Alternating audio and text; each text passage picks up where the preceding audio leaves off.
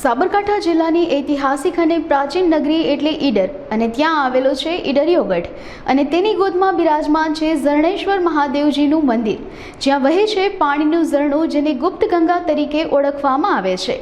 તો ચાલો જાણીએ આ મંદિરના ઇતિહાસ વિશે।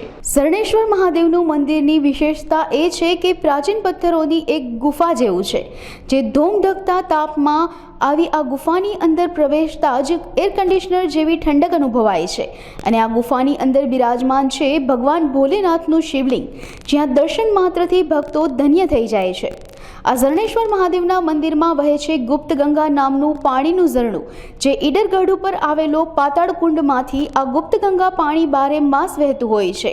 માઉન્ટેન સિટી ઈડરમાં અત્યારે આ ઉનાળામાં ગરમી ખૂબ પડતી હોય છે, ત્યારે આ ઝરણેશ્વર મહાદેવના મંદિરમાં વહેતી ગુપ્ત ગંગાનું પાણી ગરમીમાં પણ ફ્રીજના જેવું ઠંડુ અને મિનરલ પાણીને પણ ભૂલાવી દે તેવું હોય છે।